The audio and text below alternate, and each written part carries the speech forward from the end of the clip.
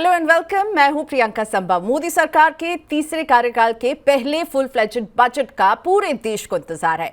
Budget केवल income tax बढ़ाने और घटाने का इवेंट नहीं होता है, बल्कि देश की ग्रोथ को आगे बढ़ाने के लिए रोड मैप भी पेश करता है। देश की ग्रोथ यानी निवेश की ग्रोथ, इसके बिना तो अधूरी रहेगी। और वो निवेशक जो भारत की ग्रोथ स्टोरी को अपनी कमाई इतना दे रहा है कि कैपिटल मार्केट्स को फॉरेन इंस्टीट्यूशनल इन्वेस्टर्स का मुंह नहीं ताकना पड़ रहा है। और कुछ आंकड़े देखिए, लगभग 16 करोड़ डीमैट अकाउंट है हमारे देश में, करीब 5 करोड़ के तक पहुंचने वाला ये आंकड़ा है यूनिक म्यूचुअल फंड इन्वेस्टर्स का। और सेंसेक्स का जब हम बात कर रहे हैं 80,000 के स्तर को हासिल कर चुका है। यानी एक रोबस्ट तस्वीर ये सारे आंकड़े पेश कर रहे हैं। लेकिन इस ग्रोथ के मोमेंटम को बरकरार रखने के लिए क्या किया जा सकता है, क्या किए जाने की जरूरत है, एंड मोस्ट इंपॉर्टेंटली बजट में देश के निवेशक को क्या उम्मीद रखनी चाहिए, उनकी किस डिमांड को पूरा कर सकता है ये बजट। तो बजट की उन उम्मीदों पर बात करने के लिए मेरे साथ जुड़ रहे हैं बहुत ही खास मेहमान मनी 9 पर स्वरूप आनंद मोहंती, वाइस चेयरमैन और सीईओ मेरे asset investment managers India. Thank you so much स्वरूप सर, आपने वक्त निकाला मनी 9 के लिए। सो जब हम आपसे बात कर रहे हैं, जून के जो आंकड़े आए म्यूचुअल फंड के वो काफी प्रोत्साहजनक रहे हैं, क्योंकि 60 लाख करोड़ से ज्यादा का AUM, करीब 5 करोड़ को हम टच करने वाले हैं यूनिक इन्वेस्टर्स के मामले में। तो इतना बड़ा निवेश और निवेशकों का इतना बड़ा वर्ग है, तो ऐसे में बजट में म्यूचुअल फंड इंडस्ट्री के लिए टॉप ऑफ द माइंड अगर मैं पूछूं क्या हो सकता है, तो आप क्या कहेंगे? देखिए, विश लिस्ट तो हमेशा रहता है, बट कितना देर तक वो कायम हो या इम्प्लीमेंटेड हो वो तो मिनिस्ट्री बता सकते हैं। बट हमारे तरफ से आई थिंक एक दो वेरी सिंपल जो एनोमलीज हैं वो अगर करेक्ट हो जाए तो बहुत बढ़िया। मेरे हिसाब से एक काफी दिनों से चल रहा है डेट वर्सेस इक्विटी का डिफरेंस इन टैक्सेशन, वो अगर एक लेवल में आ जाए तो लोगों के लिए बहुत बहुत अच्छा हो जाएगा। Plus plus personal income tax simplification हमेशा लोग मांगते हैं, वो कितना दूर तक होगा I can not comment. But broadly अगर मैं ये बजट देखूं तो स्कोप काफी है फॉर द गवर्नमेंट, बिकॉज एक वो डिविडेंड चेक के वजह से उनके पास फिस्कल एक स्पेस है काफी करने का। तो let us see, like you rightly introduced, एक ग्रोथ फेज है हमारा कंट्री का, उसको अगर बरकरार रखे, थोड़े बहुत सिंप्लीफिकेशंस इन टैक्सेशंस ला सकते हैं तो काफी एक मोटिवेशन मिलता है लोगों का। एंड कैपिटल मार्केट्स के लिए अगर झुकाव की तरफ थोड़ा बहुत कुछ 1 or 2 चेंजेस आ सकते हैं तो it can really impact very well in the long run. आपसे ठीक बात करने के पहले मैं ये एक आर्टिकल पढ़ रही थी जिसमें कि जेफरीज के क्रिस वुड ने कहा है कि भाई कैपिटल गेन्स को जो है भारत को हटा देना चाहिए, क्योंकि और कई ऐसी कंट्रीज हैं जो कैपिटल गेन्स नहीं लेते हैं इक्विटी से होने वाली कमाई पर। आपको लगता है, आपने कहा कि इसको हम थोड़ा सा बेटर बना सकते हैं या फ्लेक्सिबल बना सकते हैं और एनोमलीज को हटा सकते हैं। आप क्या इस फेवर में हैं कि म्यूचुअल फंड से होने वाली कमाई पर टैक्स जो है उसे हटा दिया जाए, जैसा कि क्रिस वुड कह रहे हैं? एंड आई एम श्योर आपने दूसरी कंट्रीज में देखा होगा कि जहां पर नहीं लगता होगा। उन्होंने एग्जाम्पल हांगकांग का दिया है। हमारे कोरिया में भी नहीं लगता है, let me tell you, there no capital gains. But you can do it step wise. अगर एक इंसेंटिव देना चाहते हैं, अगर फ्रेश इन्वेस्टर्स की तरफ ऑन क्रिएटिव वे, आप SIP पे कैपिटल गेन्स हटा सकते हैं। ऐसा काफी स्कोप है।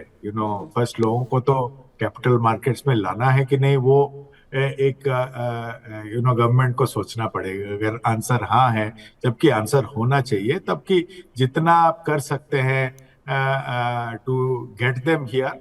आई don't think at this moment capital gains withdrawal होगा, वो काफी बड़ा स्टेप हो जाएगा looking at the history of our country.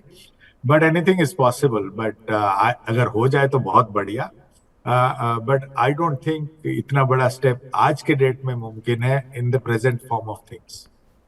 Okay, so अब म्यूचुअल फंड इंडस्ट्री का हम साइज देखें तो इतना बढ़ रहा है, तेजी से बढ़ रहा है। बैंक और NBFCs भी अब इनसे कर्ज ले रहे हैं। तो ऐसे में इस इंडस्ट्री के रेगुलेशन को मजबूत करने के लिए आपको क्या लगता है, क्या किए जाने की जरूरत है? I think from that perspective, let me tell you बहुत honestly, is that SEBI is a very very effective and very proactive regulator. हमारे जो environment को बरकरार रखने में उनका जो रोल रहता है, और हम काफी करीब से इनके साथ all the officers of SEBI के साथ इंटरेक्ट करते हैं, उनका knowledge of the industry at a ground level बहुत बहुत ही बेहतरीन है। आज के डेट में उनके बैकएंड भी on data flow of the industry भी बहुत सुपीरियर है। तो वो जो कर रहे हैं in the last 8-10 years has been pretty significant. And जब मार्केट बढ़ता है, it is very important for सभी निवेशकों का कि एक एक क्या कहते हैं, एक अच्छा टाइट रॉप्ड एनवायरनमेंट में वो काम करें। जो एक रेगुलेटेड एनवायरनमेंट में एक फिड्यूशियरी जॉब जो है, जिसको होना चाहिए, वो है। और वो every time with the dynamism of the market we have seen कि काफी प्रोएक्टिव नजरिए से वो चेंज करते रहते हैं। तो स्कोप ऑफ इम्प्रूवमेंट मेरे हिसाब से आज के डेट में जो I think we are little ahead from other countries in that aspect. आपकी इंडस्ट्री ऐसी है जो निवेशकों को विदेश में भी निवेश करने का मौका देती है, विदेशी एसेट्स में। अब इसमें क्या होता है, जो ओवरसीज निवेश है म्यूचुअल फंड के जरिए, उस पर एक लिमिट जो है वो तय की गई है। क्या आपको लगता है कि इस कैपिंग को हटाना चाहिए या बढ़ाना चाहिए, जो लिमिट अभी तय की गई है? इससे क्या होगा कि इंडियन इन्वेस्टर को बाहर निवेश करने में ज़्यादा फ्लेक्सिबिलिटी मिलेगी, आप लोगों को अपने प्रोडक्ट में ज़्यादा फ्लेक्सिबिलिटी मिलेगी, या फिर आपको लगता है जो है अभी if I am not wrong 20% है शायद, प्लीज करेक्ट मी, तो आपको क्या लगता है इसको बढ़ाने की ज़रूरत है, हटाने की ज़रूरत है? देखिए, इंडस्ट्री वाइज लिमिट है ऑफ 6 बिलियन। वो एक सिंस कैप हो गया है, वो हिट, तो इसलिए बंद है। मेरा ये पर्सनल ओपिनियन है कि पैसा दो तरफा होना चाहिए। ऐसा नहीं कि अगर हम बाहर से निवेशक लाना चाहते हैं तो हमारा पैसा भी बाहर जाना चाहिए।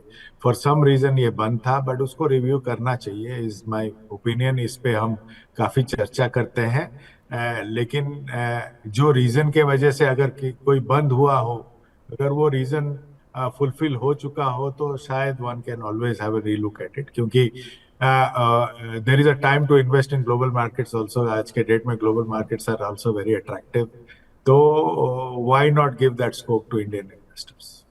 और सेबी इस पर कंसल्टेशन पेपर भी लेकर आ चुका है और इस पर अभी बातचीत जारी है। सो व्हाट आई अंडरस्टैंड कि आप लोग अभी इस पर बात कर रहे हैं और इसमें हम कुछ बदलाव देख सकते हैं आने वाले समय में।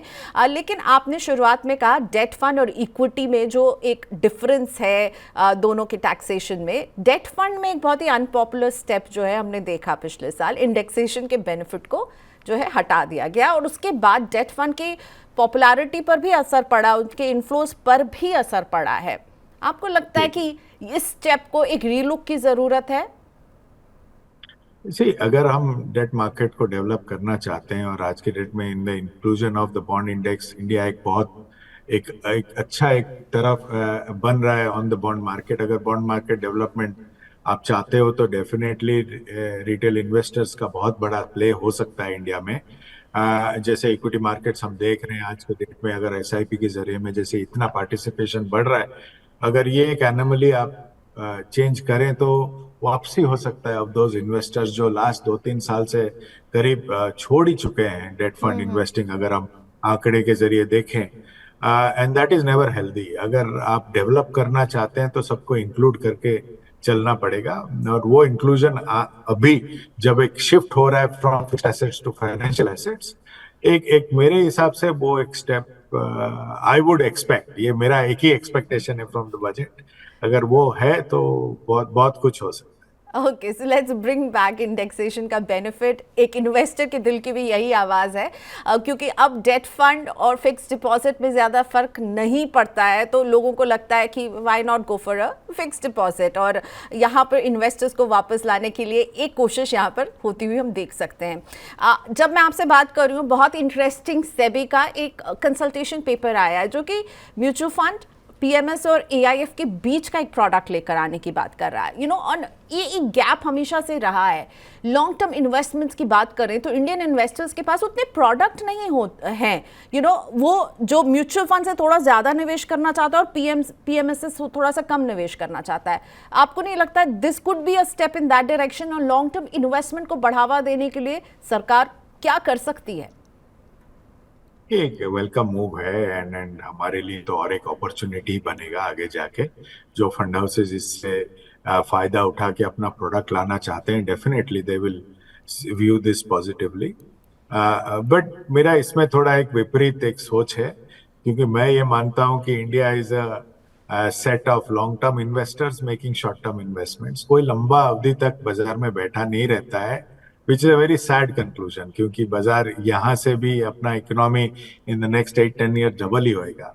उसमें अगर आप आंकड़े लेके चलें, ये 20-21 हजार का एसआईपी बुक है जिसमें 8-9 हजार ही बैंक हो रहे हैं, मैंने 10-12 हजार करोड़ के एसआईपी बंद हो रहा है, तो लॉन्ग टर्म इन्वेस्टमेंट्स का कहाँ गुंजाइश है? तो प्रोडक्ट्स तो हम ला देंगे, बट इन्वेस्टर्स का लॉन्ग टर्म कन्विक्शन भी तो होना चाहिए।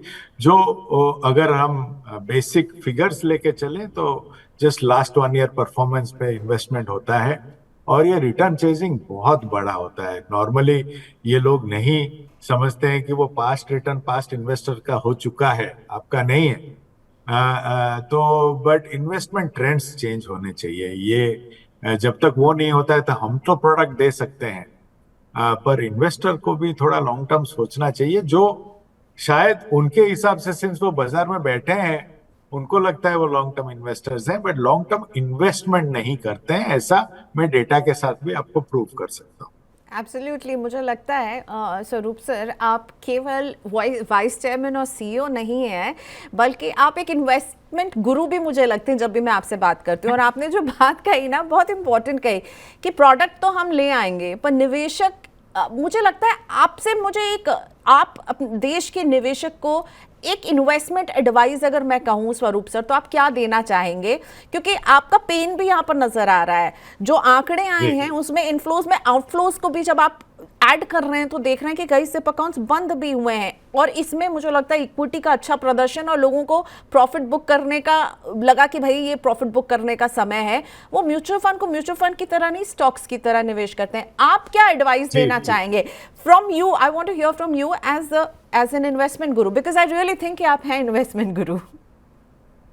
ये बहुत सिंपल सी बात है। आप बहुत लकी हैं कि आप इंडिया में निवेशक हैं आज के डेट में, क्योंकि बहुत कम ऐसे इकोनॉमीज हैं जो नेक्स्ट 8-10 ईयर्स में डबल करेंगे अपने आप को। एब्सोल्युटली। वो एक जर्नी अगर आप पूरा लेना चाहते हैं, the only thing that you can do is sit in.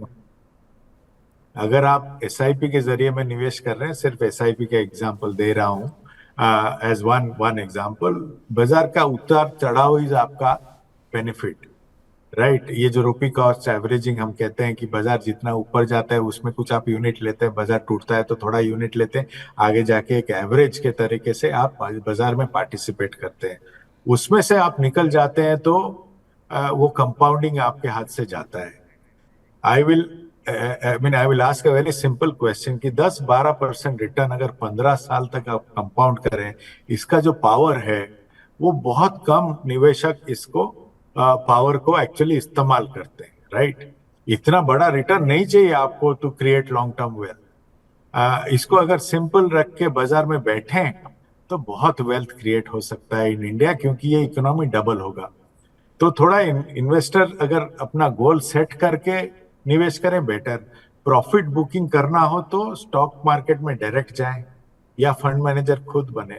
आप एक फंड मैनेजर को एम्प्लॉय किए हो to do profit booking for you, उसके ऊपर आप प्रॉफिट बुक करेंगे तो आई थिंक एंड रिजल्ट कुछ, अगर 3-4 साल बाद वही प्रॉफिट बुकिंग आप देखें, कितना बार हमारा आपका एक डिस्कशन होता है मार्केट ऑल टाइम हाई, जब ये डबल करेगा इकोनॉमी तो ऑल टाइम हाई तो और भी आएंगे आगे जाके, राइट। बट अगर ये ग्रोथ को आप अपने लाइफ में लाना चाहते हैं तो कैपिटल मार्केट्स एक बहुत बढ़िया जरिया है। उसमें इक्विटी में बैठना पड़ेगा। नहीं बैठेंगे और बाजार टाइमिंग करेंगे तो मोर ऑफन देन नॉट बाजार आपसे स्मार्ट हो जाएगा। तो समटाइम कहते हैं ना कि कुछ नहीं करना भी बहुत अच्छा है। अगर आपने निवेश किया मैडम, एक ही चीज मैं बताता हूँ, म्यूचुअल फंड में the person who has earned real wealth is the person who has lost his account statement or her account statement, right? तो जो बैठा है वो एक्चुअल कंपाउंडिंग उनके हाथ आता है। आप ऐसे बहुत कम टाइम हमारे लाइफ में आते हैं कि एक इकोनॉमी डबल करता है, तो उसमें अगर आप निवेश डट के निवेश करके रहेंगे ना, the power of this compounding आपके पोर्टफोलियो में आएगा, और वो पावर आप प्लीज नजरअंदाज ना करें, इज माय हम्बल सबमिशन। तो स्वरूप सर, अगर मैं आपसे पूछूं, आप म्यूचुअल फंड इंडस्ट्री को बहुत पहले से देख रहे हैं, बहुत सारे रोल्स में आप रहे हैं यहाँ पर, तो आप इस इंडस्ट्री में किस तरह का बदलाव होते हुए देखना चाहते हैं? क्योंकि मुझे लगता है कि आप लोग बहुत न्यू इनोवेटिव प्रोडक्ट आप अपने बेड़े से लाते हैं लोगों के लिए। सेबी जैसा एक स्ट्रॉन्ग रेगुलेटर है, और लोग, भारत की जो जनसंख्या है, जिनको निवेश करना, उनके हाथ में पैसा है। तो ऐसे में as someone who is watched mutual fund industry so closely, आप क्या चाहते हैं? किस तरह का एक चेंज, या कुछ आपको लगता है इसमें कुछ हमें और कुछ डायनामिकली ऐड करने की ज़रूरत है, या the way it is it's going good? नहीं, हम जो चेंजेस देखना चाहता था वो धीरे धीरे हो रहे हैं। आई मीन, आप अगर बेसिक आप कह रहे थे ऑलमोस्ट 5 करोड़ इन्वेस्टर्स हो गए हैं, वो अगर बिफोर कोविड जाके देखें वो आंकड़े कुछ 2 करोड़ या 2 करोड़ 2.5 करोड़ के थे। तो पोस्ट कोविड कुछ 2.5 करोड़ इन्वेस्टर्स, नए इन्वेस्टर्स आए हैं, which is step one. Only thing I would like to see as a change कि अभी भी काफी रिटर्न चेजिंग होता है। अगर गोल चेजिंग में ये चेंज हो जाए तो उनके लाइफ में एक मतलब के हिसाब से बन के आएगा। इसको जितना भी आप टेंजिबल करें अपने लाइफ के हिसाब से, इन्वेस्टमेंट फिर एक इन्वेस्टमेंट जर्नी बेटर होता है कि एक जो आप निवेश कर रहे हैं उसके आपके लाइफ में मायने क्या रखता है, वो जान के उस हिसाब से आप ट्रैवल करें इन द इन्वेस्टमेंट जर्नी, तो बहुत बहुत बेहतर, काफी मायने रखेगा आपके लाइफ में। Is my simple submission. Return chasing को गोल चेजिंग में अगर आप बदलाव लाएं तो निवेश का एक जर्नी ही चेंज हो जाता है। स्वरूप सर, क्या आपको लगता है कि 5 करोड़ के पास हम पहुंचे नहीं है? पहुंच जाएंगे, आई एम श्योर वो नंबर्स कुछ समय में आएंगे यूनिक इन्वेस्टर्स के, बट हमारे देश की जनसंख्या को देखते हुए क्या ये 5 करोड़ फेयर है? क्योंकि मुझे लगता है इससे कहीं ज्यादा निवेशक हो सकते हैं। अभी आप एकदम पूरा जो दुखती हुई नर्व है ना, उस पे आपने क्वेश्चन पूछ लिया। 5 करोड़ तो कुछ नहीं है हमारे कंट्री में, इससे ज्यादा तो लोग ड्रीम 11 में है, राइट? यस। तो जो नीड, देखिए प्रियंका, ये हमें सोचना पड़ेगा। जो सबके लाइफ में पैसे का एक मायने रखता है, और जब इतना बड़ा मायने रखता है, एक नीड फॉर इन्वेस्टिंग क्यों नहीं जाग रहा है? ये इसलिए मैं, अगर मेरे ट्विटर हैंडल में आए तो आप देखें, मैं सैड इक्विटी सेलर में, यही मैं सोचता हूँ कि 25-30 साल से बात कर रहा हूँ, लोग क्यों नहीं सुन रहे मुझे? शायद मैं बहुत खराब कम्युनिकेटर हूँ, ऐसा मैं मानने लगा हूँ, क्योंकि जरूरत है लोगों को पैसे की। एक बहुत बढ़िया जगह है इंडिया इन्वेस्ट करने के लिए, तो सिर्फ 5 करोड़ इन्वेस्टर्स हैं। What is the missing link? ये सोच के थोड़ा कभी दुखी हो जाता हूँ, क्योंकि everything is right for investing. Digital माध्यम के जरिए में ईज ऑफ ट्रांजैक्शन भी आ चुका है। तो शिफ्ट हो रहा है, लेकिन बहुत स्लो है। जो आप कह रहे हैं एकदम ठीक बोल रहे हैं। तो आपके किस बजट, जब आप सुनेंगे वित्त मंत्री को, जब आप सुनेंगे वो अपने 7th फुल फ्लेजेड बजट को पेश कर रही होंगी, निर्मला सीतारमण, तो किस बात पर आपकी नजर रहनी है वाली है? आप क्या वॉच करने वाले हैं? ये पहले तो कंटिन्यूटी इन देयर प्रोसेस, एक ग्रोथ ट्रैक में कंट्री को लेके आए हैं, तो वो continuity I will look for. The other two, जो मेरे काफी दिन से ये बोलते आ रहा हूँ कि जो the main 2 requirements of this country है, हमारा हेल्थ केयर और हमारा एजुकेशन। मैं थोड़ा इनमें एलोकेशन अगर बड़ा हो तो I will be very happy personally, क्योंकि ये डेमोग्राफी जो है हमारा इंडिया का, जो हमारा बेनिफिट है, 60% ऑफ वर्ल्ड पॉपुलेशन में 30 यहाँ पे रहता है एक ही कंट्री में, तो उसको हमारा जिम्मेदारी बनता है इनको अच्छा एजुकेशन दें और इनका हेल्थ अच्छा रखें। तो ये दोनों पे थोड़ा अगर ज्यादा एलोकेशन हो तो I will watch that. I am sure it will happen.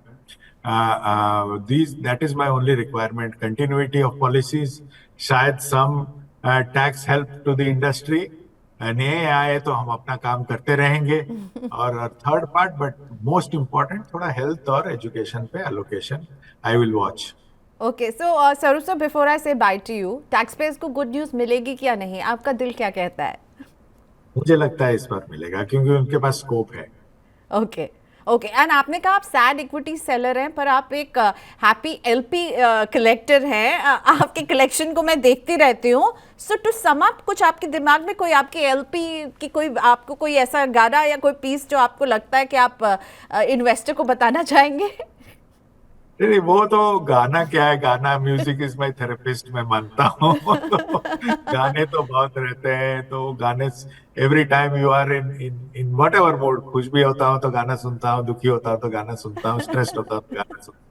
तो person who doesn't have music, थोड़ा खालीपन डेफिनेटली होगा। I would encourage everybody to listen to music, my Okay, simple request. so that's how you de-stress yourself, हाँ.